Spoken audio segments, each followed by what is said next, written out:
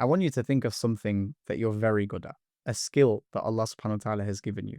It could be, for example, public speaking. It could be growing businesses, for example. It could be socializing with others. You can just connect with people very deeply. Any skill that you can think of. And we're all good at something. And now what I'm going to do is I'm going to share with you a passage in the Quran that is directly related to your skills and how you use them.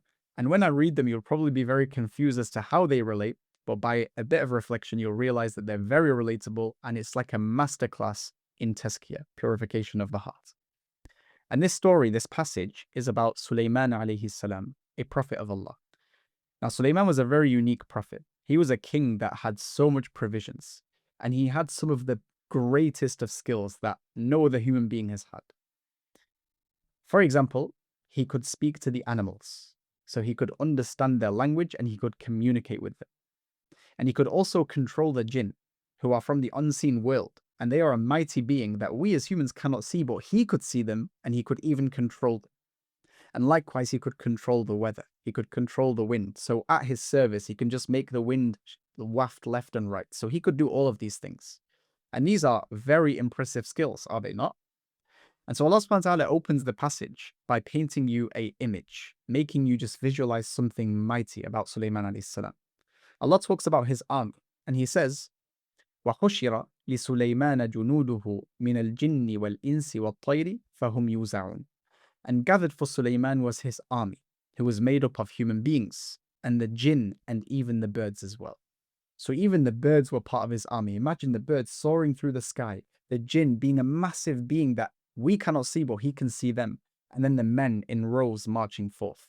It's like Allah subhanahu wa ta'ala has painted for you a massive epic imagery of a massive army, a mighty army like no other marching through the land. But then Allah subhanahu wa ta'ala in the next verse does something very interesting. He goes from this massive image that he's pictured for us down to the microscopic level, where he says, حَتَّى إِذَا أَتَوْا عَلَى وَادِ النَّمْلِ, until they came across a valley of ants. Subhanallah. Allah has mentioned this massive mighty army of birds and jinn and human beings, and then he's gone down to the tiny little ants that are walking on the floor. And then what does he say? قالت نملة يا أيها النمل ادخلوا مساكنكم لا يحطمنكم سليمان وجنوده وهم لا يشعرون. One of the ants saw this mighty army progressing, and it started screaming to its friends, essentially its colony, and says, get back into your homes because you're going to be crushed unknowingly. This is a mighty army, it's coming for us. But of course, we said that Sulaiman alayhi salam, he could understand the animals, right? And so the next verse, what does Allah subhanahu wa ta'ala say? He said, فَتَبَسَّمَ ضَاحِكًا مِّن قَوْلِهَا. So Sulaiman alayhi salam, he smiled from what he just heard from the ant and its words. Subhanallah. So here you have Sulaiman, someone who has the greatest of skills, with a massive army behind him. And he hears this tiny little ant ahead of him trying to warn its friends, essentially, to go back inside so they don't get crushed. And so what did Sulaiman alayhi salam do? He moved his massive army, his huge, mighty army around the colony of ants to protect them from being crushed. And then what did he say? He said, قال رب أوزعني أن أشكر نعمتك التي أنعمت علي وعلى والدي وأن أعمل صالحا ترضاه وأدخلني برحمتك في عبادك الصالحين. The first thing that came to Sulaiman alayhi salam's mind after he moved away from the ants was Allah subhanahu wa ta'ala.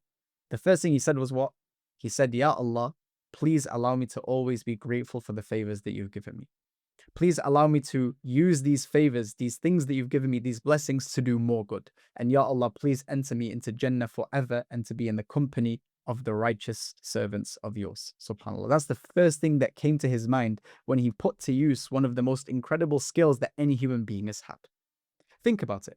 Sulaiman alayhi salam is a king. He could have easily looked to his peers and said, look at me. I have this skill that you guys do not have. I am worthy of being your king. It could have been a source of arrogance. He could have been self-amazed, like, wow, I have such an amazing skill here. He could have been someone who has riyat, for example. He shows off with this skill that Allah subhanahu wa ta'ala has given him. But no, what did he do? The first thing he did was he moved his massive army away from these tiny little ants. He cared about the ants just as he cared about his mighty army behind him, which is justice, right? And so he enacted justice for the sake of Allah, moved the ants around, or moved the army around the ants. And then the first thing he did was make dua to Allah and remember his Lord and thank him because the blessing truly came from him. So what does this mean for me and you when we have our skills? Think of, for example, public speaking. If you're an amazing public speaker and you have eloquence and you give a speech that literally moves people to tears, what's the first thing that you think of when you do a very good speech? Is it, wow, I'm actually amazing at speaking?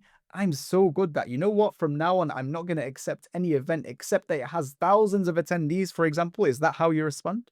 Or do you respond like Sulaiman alayhi salam and you recognize that this skill came from Allah subhanahu wa ta'ala? And if you're presented with an opportunity to speak in a place where there's not that many people, you accept, because just like Sulaiman, this mighty king, took care of the ants, you yourself take care of the people with the opportunities that you're given. Is that how you're going to respond?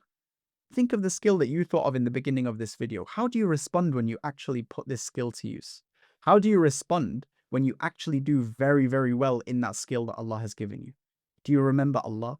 Do you thank Him for that blessing? Do you ask Him to guide you to do more good with that blessing? Does it make you remember Jannah, which is your ultimate destination?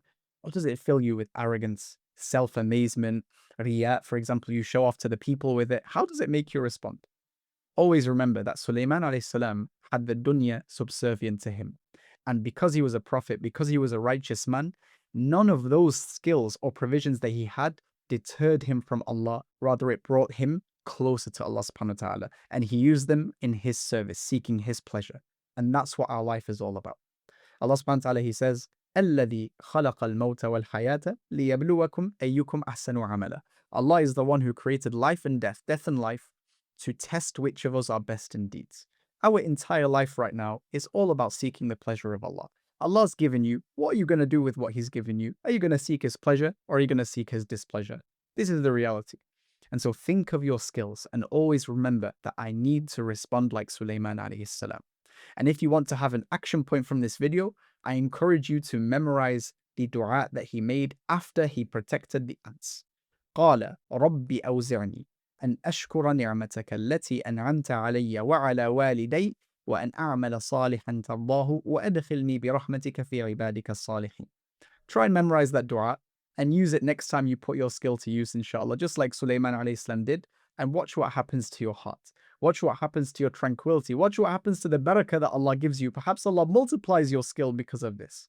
And inshallah, in the next life for you is Jannah, inshallah. And before I end the video, I just want to say that if you're someone who is struggling with your iman, you feel like that you love Allah, but you just can't connect with Him. And every time you try and do something, you just slip back to your old ways and you just feel that distance, then I know exactly how you feel. And I made a video addressing this, explaining why, and also giving you a solution at the end of it as well. So make sure you check it out. It's very important, actually. And inshallah, it will benefit you. Bi-idhnillahi ta'ala. Assalamu alaikum wa rahmatullahi wa barakatuh.